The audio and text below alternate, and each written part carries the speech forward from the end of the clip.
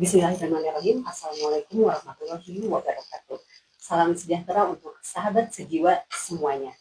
Alhamdulillah kita bertemu kembali dalam acara Rehat, Ruang Edukasi Hangat Saat Istirahat di episode 28. Dengan tema Bersama Hadapi Perubahan, Jaga Keberlanjutan Layanan HIV. Tema kali ini bertepatan dengan Hari AIDS Sedunia yang jatuh pada tanggal 1 Desember kemarin. Dunia bersatu untuk meningkatkan kesadaran memerangi stigma serta memperkuat dukungan bagi orang yang hidup dengan HIV. Kita juga Rumah Sakit Jiwa mengambil peran penting sebagai bagian dari fasilitas pelayanan kesehatan dalam upaya tersebut. Pada bincang rehat kali ini, saya Nur Hamidah, saya perawat ruangan rawat inap di Rumah Sakit Jiwa Provinsi Jawa Barat, dan saya ditemani oleh dua dokter cantik, ada Dokter Kristi dan ada Dokter Rosi.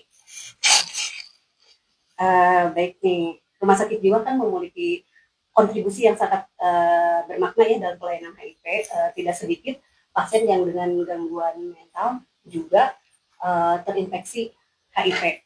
Dan ini sehingga pasien itu menghadapi dua stigma, stigma mengenai mentalnya dan stigma mengenai penyakit HIV-nya. Nah, di sini peran kita sebagai perawat rumah sakit jiwa sangat penting untuk menghadirkan pelayanan yang komprehensif dan penuh empati dan terintegrasi antara kesehatan fisik dan kesehatan mental pasien. Baiklah, sahabat sejiwa, kita mulai ada perbincangan kita dengan kedua dokter cantik ini. Gimana nih dok? Langsung aja ya dok ya. Kan beberapa tahun ini kita sudah menjadi PDP ya. Jadi kita sebagai pelayanan perawatan dan dukungan serta pengobatan untuk HIV. Nah, untuk yang pertama nih dok, untuk permulaan, tolong dijelaskan nih dok ke masyarakat sebenarnya HIV dan AIDS itu apa sih? Dan apakah HIV dan AIDS itu sama? Maka mungkin ke Dokter Rosi dulu. Oh boleh, baik, terima kasih pertanyaannya Ibu Nur ya. Kita mulai lagi dari awal, apa sih itu HIV, apa itu AIDS ya. Kita perdefinisi aja. HIV itu adalah Human Immunodeficiency Virus atau virus yang menyerang sistem kekebalan tubuh. Kekebalan tubuh di sini itu yang diserang adalah sel darah putihnya, dalam hal ini CD4-nya. Nah, apakah HIV dengan AIDS itu sama? HIV dengan AIDS itu beda. Bedanya di mana? Tadi kalau HIV adalah virusnya, virus yang menyerang sistem kekebalan. Kalau AIDS-nya adalah stadium akhir dari perjalanan virus ini bila tidak diobati. Gitu. Ya, jadi ada perbedaan. Jadi beda ya antara HIV dan AIDS. Sedang HIV itu baru terjangkit virusnya. Nanti kalau udah AIDS itu udah ada sebulan gejala ya yang ditimbulkan. Nah, ini dok, yang kedua nih, apakah pasien HIV itu udah pasti AIDS itu tadi udah terjawab ya? Jadi belum tentu pasien HIV itu belum tentu AIDS ya. Dan gejala yang ditimbulkan itu seperti apa sih dok? Boleh, siapa nih? Dokter Rosi aja dulu saya ya. Lagi. Oke, boleh. Nanti dia nggak kebagian loh. Oke, lanjut berarti. Gejala ya. Gejala yang ditimbulkan. Oke. Masih berdasarkan WHO gejalanya, WHO tahun 2006 ya, ada 4 stadium gejala HIV AIDS itu. Yang pertama, dia asimptomatik atau tanpa gejala. Biasanya dia sangat minim gejalanya, kalaupun ada hanya pembesaran kelenjar getah bening. Biasanya di bawah, di belakang dagu, belakang telinga, sekitaran leher. Itu tuh minimalis gejalanya. Nah, itu stadium 1 ya. Stadium 2, dia mulai ada peningkatan penyebaran gejala virusnya sudah ada di mana? Biasanya di permukaan seluruh badan. Biasanya mukosa kulit, dari mata, dari bibir, biasanya suka ada luka ya seperti sariawan. Terus kalau di kulit tangan seperti luka bakar itu kita sebut seperti herpes atau cacar api. Dan tak lupa sudah mulai di sini ada penurunan berat badan, tapi penurunan berat badannya masih kurang dari 10%. Ya, betul. Stadium 2 ya, klinis ini. Stadium 3, berat badan turun sudah lebih dari 10%. Disertai dengan gejalanya sudah mulai sistemik, artinya sudah mulai ke seluruh tubuh dalam-dalamnya sudah mulai kena. Ke kepala bisa jadi abses otak ya, cerebrik kalau udah makin parah. Ke paru bisa jadi TB paru ya bila tidak diobati. Ke perut bisa jadi usus, TB usus juga. Ke bawah, ke kelamin terutama juga semakin banyak sekali kelainan gejala klinis yang muncul. Betul. Stadium 4, nah itu juga bisa disebut sebagai stadiumnya AIDS tadi, wasting syndrome ya. Jadi semua kumpulan gejalanya bila 1, 2, 3 tidak mulai diobati dengan pengobatan yang baik dan tepat, dia jatuh di stadium akhir ini. Stadium akhir ini sudah wasting syndrome, itu artinya semua kumpulan gejalanya sudah muncul itu semua. Mulai dari rambut rontok 1, 2, 3 tuh udah lengkap, ditambahan rambut rontok, bila sakit itu sulit sembuh, bila ada demam dia lebih dari 3 minggu, bila ada diare dia diare terus, itu udah mulai muncul semua gejalanya. Itu di stadium 4 ya. Jadi udah paling parah semuanya, stadium kumpulan paling akhir, derajat paling akhir itu di kumpulan di AIDS ya. Jadi seperti itu ya. Ada stadium-stadiumnya. Betul. Tanda gejala yang ditimbulkan kita dari HIV dan AIDS. Kemudian Dokter Jessi nih dok, untuk cara penularan HIV. Kadang kan kalau orang ini positif, udah berpapasan aja udah nggak mau gitu. Menularkan gitu ya. Penularannya nggak sebegitunya ya dok ya. Mangga dok, gimana nih penularannya, cara penularannya? Nah jadi para pendengar dan juga yang nonton nih ya di podcast Sejiwa ini, jadi penularan HIV itu nggak semudah dan tidak, jadi artinya berpapasan orang itu HIV, nggak gitu juga, atau mungkin berbicara bersalaman, nggak seperti itu. Jadi yang perlu diketahui oleh teman-teman bahwa penularan HIV itu yang pertama ada perilaku berisiko ya. Artinya perilaku berisiko yang mengarah ke penularan dengan cara berganti-gantian pasangan, kemudian cara pun kan ya berhubungannya juga tidak menggunakan kondom yang benar ya, dan bisa juga dari ibu hamil yang positif atau reaktif tidak diobati karena bisa menularkan ke anak ya. Jadi tidak serta merta ya berpapasan, kemudian berdekatan gitu ya, bahkan mungkin makan bersama-sama seperti itu. Ya, ada proses di situ, ada proses exit di situ, ada proses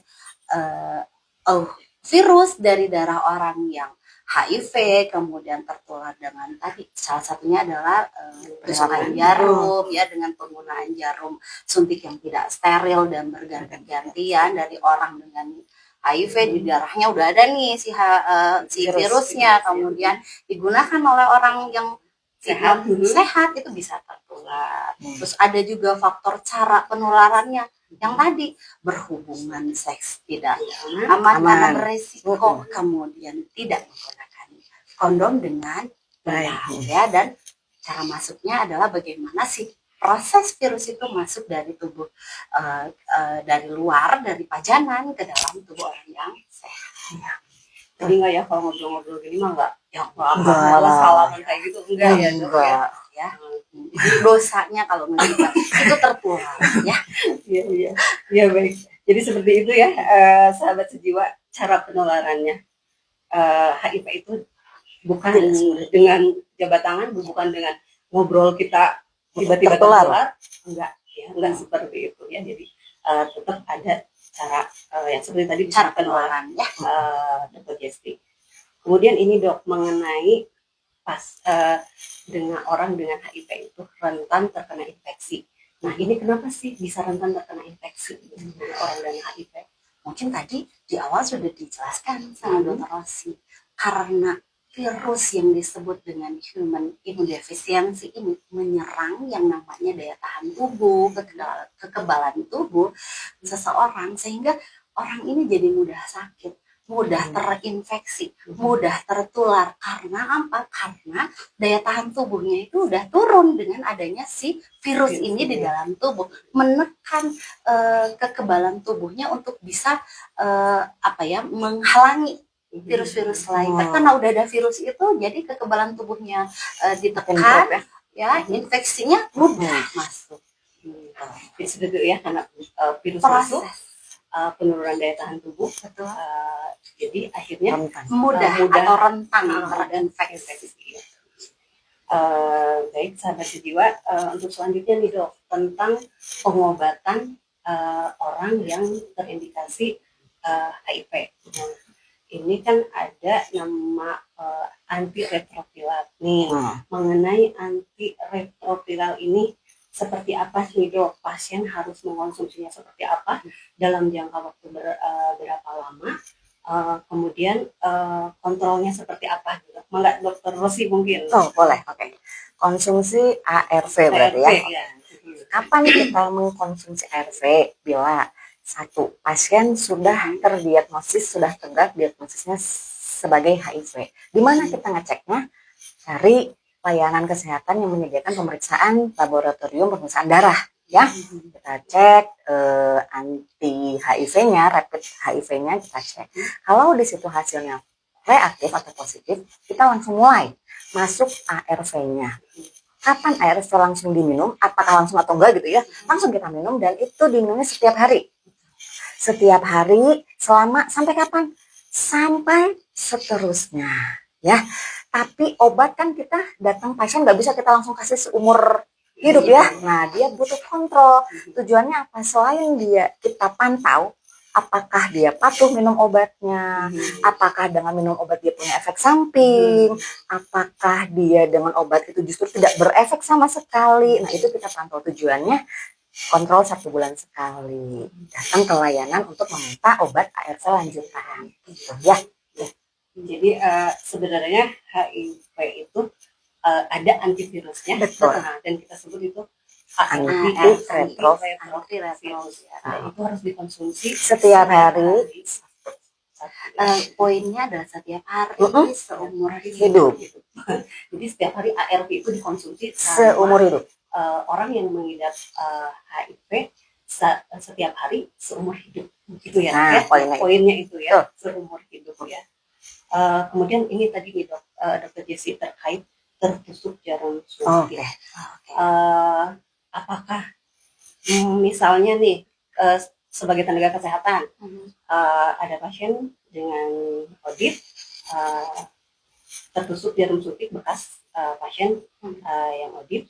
Nah, apa itu langsung positif atau seperti apa gitu? Iya. Jadi kalau untuk nakes yang mungkin dia bekerja di situasi ya berisiko pajanan terhadap tusukan jarum orang dengan HIV. Yang pertama dilakukan ya pasti jangan panik. Ya, kemudian yang kedua pastikan harus lapor. Jadi di setiap fasilitas kesehatan ada yang disebut dengan SOP pasca pajanan. Jadi semua nakes harus aware terhadap SOP tersebut, apa yang dilakukan ketika memang terjadi pajanan tertusuk jarum. Kemudian apakah kemudian serta merta nakes ini positif? Tidak, ada yang disebut prinsipnya ya. Satu, apakah kemudian di jarum tersebut terlihat darah? Risikonya mungkin tinggi ya. Kemudian proses si jarumnya ini kemudian langsung kita berikan yang disebut dengan profilaksis ya. Jadi setelah lapor kemudian memastikan betul tidak dia tertusuk, kemudian langsung dites. Tapi memang kalau ditesnya 24 sampai 48 jam tapi tidak pasti. Untuk karena dia berisiko atau bekerja di tempat yang berisiko, maka dalam waktu 4 sampai 8 minggu itu harus diulang kembali ya. Tapi memang proses kemudian lebih real, hasilnya lebih nyata itu biasanya dites 6 bulan pasca pajanan ya. Nah, kemudian di monitoring gejalanya ya, apa yang terjadi pada petugas tersebut. Tetapi yang dipastikan bahwa di dunia itu 0,3% petugas atau nakes yang berisiko itu hanya terdapat 0,3%. Yaitu berdasarkan data. Jadi di antara 1.000 nakes itu kemungkinan hanya 3 ya. Jadi untuk resiko sih mungkin saja situasi atau posisi bekerjanya berisiko, tetapi proses atau risiko penularannya mungkin rendah. Karena tadi dari 1000 itu hanya 3 orang. Jadi itu ya setelah Pasca pajanan lapor. Ya, betul. Kemudian langsung tes ya. Kemudian sambil menunggu ya kita tetap diberikan profilaksi. Tetap ya, bekerja. Tetap bekerja ya, nggak ada cuti libur ya. Tetap kerja. Karena ada apa? Ada yang disebut dengan asimptomatik kalau itu memang yang asimptomatik itu betul, ya. kalau yang makanya tadi gejala 24 sampai 48 jam dites, idealnya 4 sampai 8 minggu kita ulang, tapi memang yang biasanya real positif bisa kita lihat dan hasilnya itu 6 bulan. Jadi Dok, kalau misalkan untuk yang pakai jarum suntik bareng nih ternyata baru ketahuan ternyata positif, sama juga prosesnya seperti itu atau seperti apa Dok? Kita yang harus dipahami oleh para pendengar adalah prinsip tes HIV ya, yang harus diyakini dan dipahami bahwa prinsip HIV yang pertama itu adalah confidential.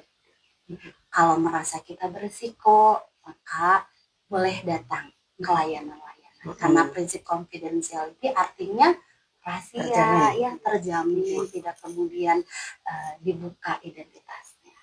Yang kedua, prinsipnya adalah consent.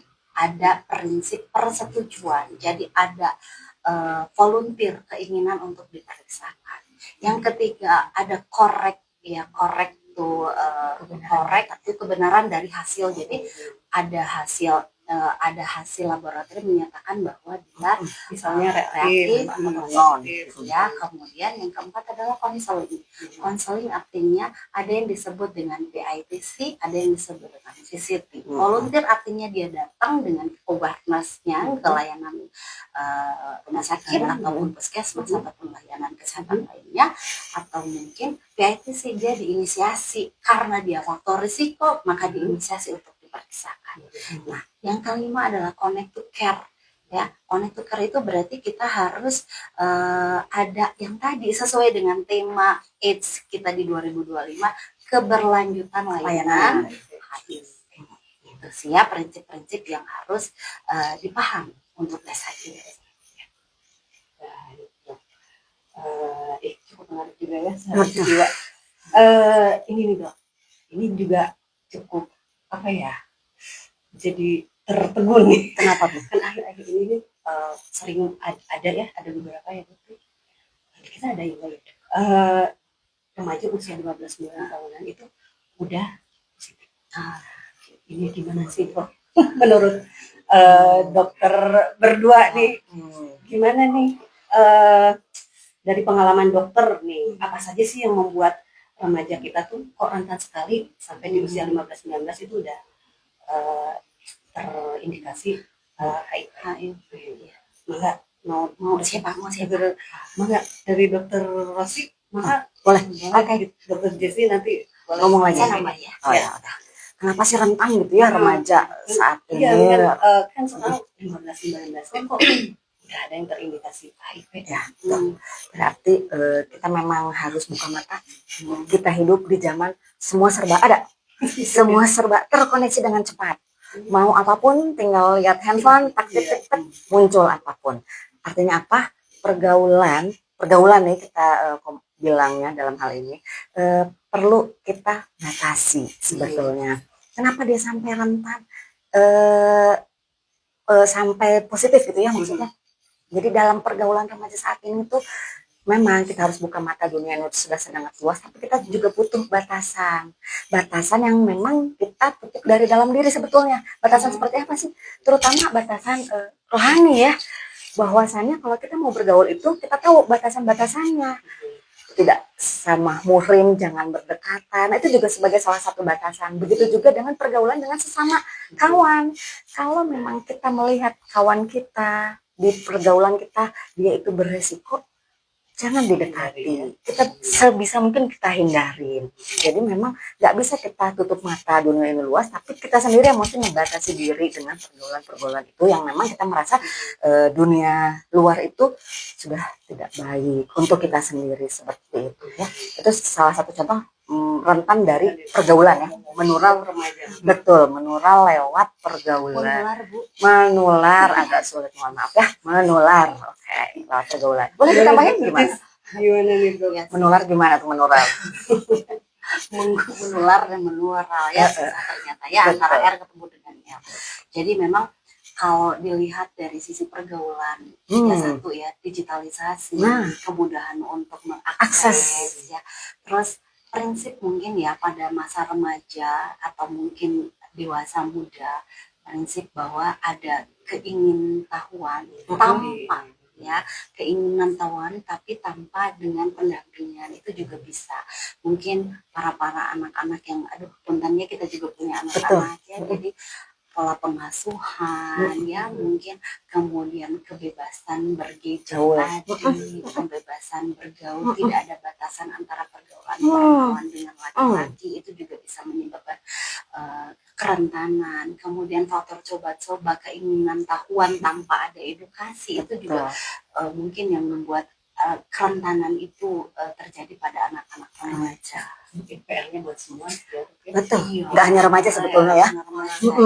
Iya, kita sebagai tenaga kesehatan. Betul. Ini dok mengenai pasien gangguan mental dengan HIV yang gimana nih menurut dokter, seberapa penting peranan kita sebagai tenaga kesehatan untuk mendampingi pasien-pasien dengan HIV dan dengan gangguan mental juga gitu. Gimana itu? Apalagi dengan apa di daerah-daerah tertentu itu kan ada stigmanya yang cukup tinggi yang gimana gitu ya. Gimana di dok cara kita sebagai tenaga kesehatan untuk bisa sedikit menurunkan stigma itu. Dua permasalahan dalam problem yang sulit dua-duanya. Sulit. Mungkin Tenur sebagai perawat yang juga memberikan layanan kepada pasien jiwa, kebetulan kan Tenur juga ada di PDP ya. Ya, di layanan PDP ya. Maksudnya gini, kami rumah sakit jiwa itu membuka layanan PDP sejak 2015 ya. Jadi pelayanan dukungan dan pengobatan HIV sebenarnya dari tahun 2015. Tapi tidak semua orang mungkin karena melihat brand judulnya adalah rumah sakit jiwa ya. Jadi yang dilihat itu bukan layanan yang lainnya. Next mungkin dengan kebijakan dan edaran yang baru kita bisa lebih ekspor dan lebih luas nih ya masalah layanannya. Nah tadi pasien jiwa tapi dengan gangguan, di kita kebetulan memang ada ya. Kita juga melayani pasien dengan gangguan jiwa juga dengan punya HIV. Jadi memang support sistem keluarganya, salut untuk keluarga-keluarga yang bisa memberikan dukungan kepada pasien-pasien jiwa dengan HIV. Artinya dia punya 2 PR ya, dia punya 2 PR. Support system adherence untuk jiwanya, support system untuk adherence penggunaan ARV-nya. Kemudian apa?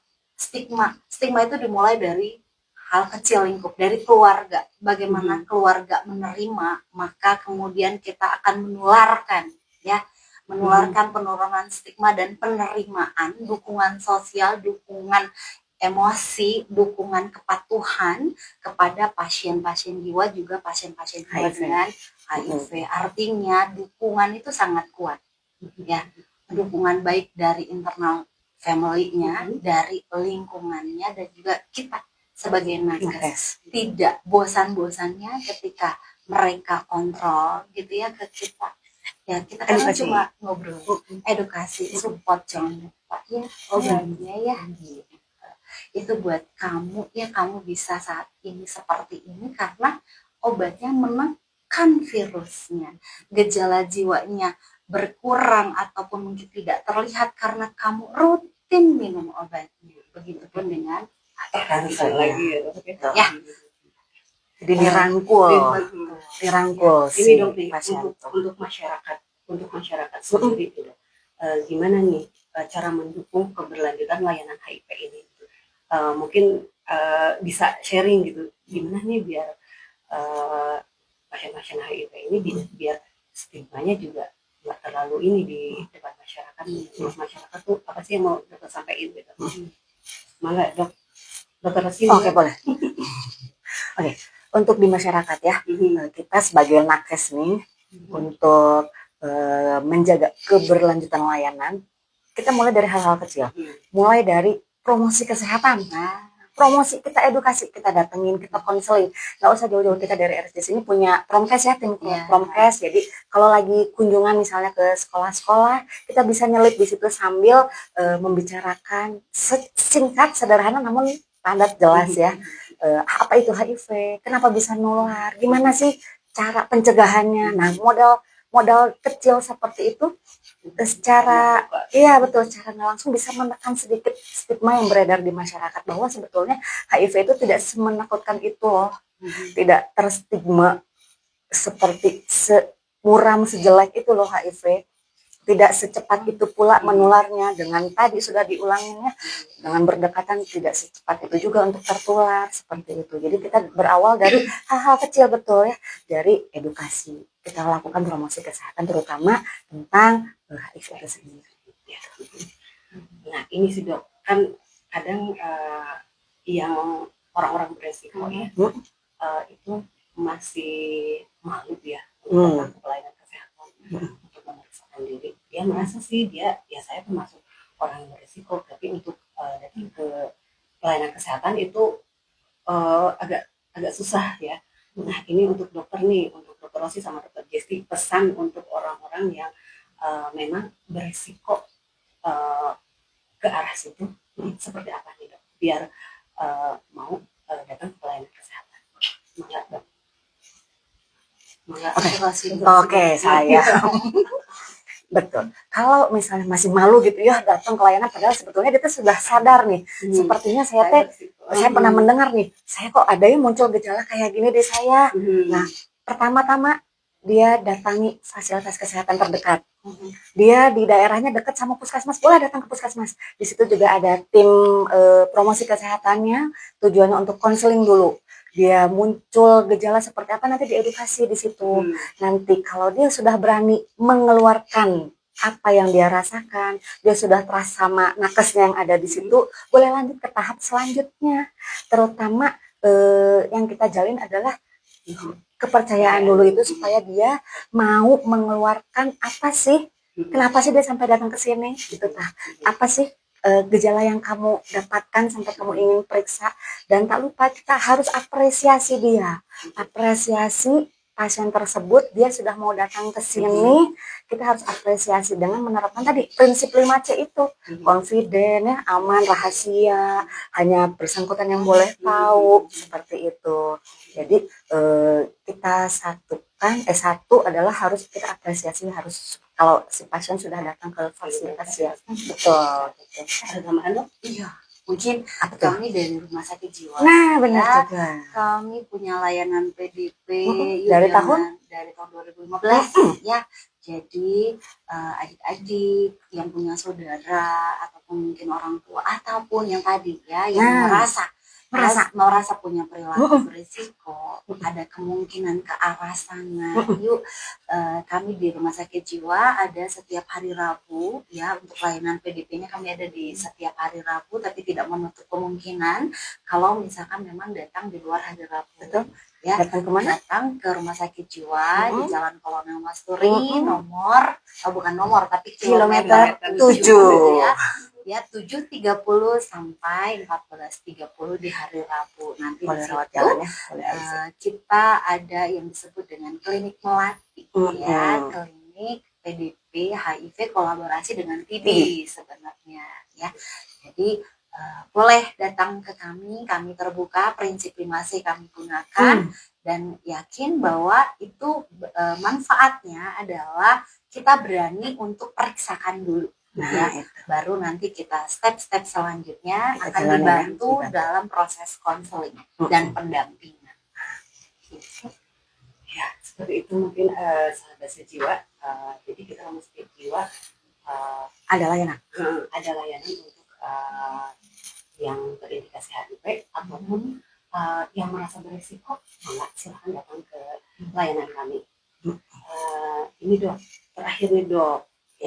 Harapan terbesar dokter berdua nih ya, untuk masyarakat tenaga kesehatan dan si ODIP sendiri untuk hadapi perubahan ini itu seperti apa dok harapannya?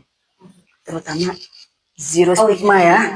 Terutama itu sebetulnya harapan paling besar, karena di kita ini stigmanya masih sangat tinggi. Jadi harapan terbesarnya stigmanya itu sangat turun, bahkan kalau bisa nol. Itu terutama sih stigma ya, satu itu. Salah satu yang dari apa 30 itu ya dok? Nah betul, 30 itu ya dari WHO ya. Goals 2030 kita punya goals itu loh dokter Desti. 30. Iya. Jadi semuanya all about zero. Yes. Zero Penemuan kasus baru. Kemudian zero relate AIDS. Ya. Yang penting tadi zero stigma. Itu ya. Stigma dulu. Karena bermula dari stigma, maka mulai ada keberanian. Ya kan? Kalau udah berani, tidak ada ketakutan untuk berani buka status, berani untuk mengetes ya, bukan mengetes ya, apa istilahnya tuh, cek datang mungkin ya, datang ke Vaskes untuk melakukan cek anti HIV. Betul. Nah itu bukan sesuatu yang tabu ya. Next sih seperti itu ya kita harapkan. Iya harapannya itu bukan sesuatu yang tabu. Oke. Gimana tuh? Baik. Ini ada pertanyaan dari Sobat Sejiwa. Pertanyaannya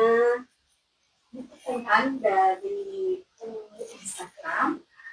Dalam konteks medis saat ini, bagaimana definisi sembuh total dari HIV? Apakah ini berarti virus benar-benar hilang dari tubuh atau mencapai remisi jangka panjang tanpa obat? Maka dok, ini mengenai sembuh total dari HIV. Gimana nih dok? Jadi terima kasih ya, pertanyaannya tuh bagus banget. Jadi seperti bahwa obat HIV adalah antiretroviral. Fungsinya apa? Fungsinya adalah menekan virus ini. Jumlahnya tertekan atau tidak terdeteksi. Ingat, tidak terdeteksi, bukan hilang sama sekali. Artinya untuk meningkatkan kualitas hidup seperti, jadi orang HIV kalau dia adherence-nya bagus, kepatuhannya ya, kayak kita, dia tidak akan terlihat bahwa dia sakit. Artinya poin pentingnya ARV diminum rutin setiap hari sesuai waktunya seumur hidup. Untuk apa? Menekan virus itu sampai tidak terdeteksi, bukan hilang. Artinya ARV tidak ada, stop. Jadi seperti itu ya Sobat Jiwa, minum obatnya seumur hidup ya. Jadi si fungsi dari antiretroviral ini untuk menekan dan untuk menekan sehingga si virus HIV ini tidak terdeteksi lagi. Jadi nanti setelah pengobatan ada 6 bulan ada cek CD4, nanti dari CD4 itu nilainya berapa setelah pemberian ARV. Nanti kalau misalkan CD4-nya nilainya rendah, normal, berarti si ARV-nya bekerja seperti itu ya dok ya? Yes. Berarti tetap ARV-nya harus tetap lanjut. Monitoring ARV tadi yang adherence ya. 3 prinsip. Apakah kemudian dengan ARV dia respon?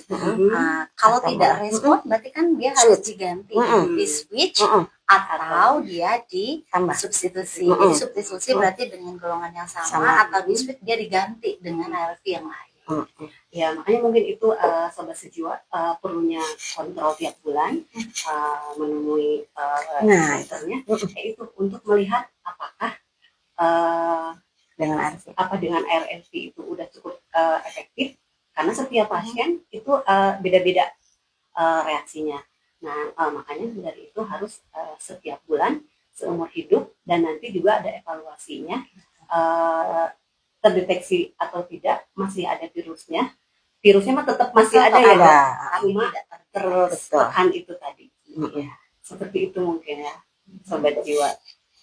Ya, Terus satu mungkin yang perlu saya tambahin, Oh iya, karena dong. kita di rumah sakit jiwa tidak menutup kemungkinan ada bosan ya, ada burnout dari mereka yang minum ARV. Iya, tiap hari loh, Dok. Dari stigma juga ya, minum obat. jauhi ada Udah apa ya, ada gangguan. menarik diri begitu, ada depresi. Kami di rumah sakit jiwa melayani itu secara komprehensif, gitu ya. Ada bantuan psikolog loh. Ya untuk konseling. Jadi kontrol itu tidak hanya Ketemu dokternya aja. lanjut Ambil obat. enggak. Tapi kita juga bisa curhat, kita bisa kendala-kendala apapun bisa diungkapin ya. Karena bukan hal mudah juga ya Betul. untuk obat seumur hidup. Iya. Bosan mah pasti ya. Betul, minum Manusiawi. antibiotik aja 5 hari 2 kali 1. Kadang kita di hari ketiga keempat tuh Merasa udah udah sehat. Nah, ini bayangkan ya, di waktu yang sama, di hari yang sama, setiap hari seumur hidup. Nah, Itu effortnya mesti kuat, dukungan tadi. dukungan keluarga, dukungan orang sekitar, bahkan dukungan orang yang terdekat. Mungkin itu saja sobat jiwa yang bisa kita sampaikan pada bincang rehat kali ini. Semoga bermanfaat. Kita tetap memperkuat komitmen untuk memastikan bahwa setiap pasien akan mendapatkan akses terhadap screening, terapi antiviral, dan konseling serta dukungan psikososial yang layak. Jadi mangga untuk sobat jiwa semuanya, kalau ada rekan-rekannya, tetangganya, atau orang sekitarnya yang beresiko atau merasa beresiko ke arah HIV, mangga silakan datang ke pelayanan kami. RSJ. Cukup mungkin ya dok. Terima kasih dokter. Sama-sama. Terima kasih sobat jiwa semuanya. Saya akhiri hari ini. Bila itu ikhwah hidayah. Wassalamualaikum warahmatullahi wabarakatuh. Waalaikumsalam. Waalaikumsalam warahmatullahi wabarakatuh. 30.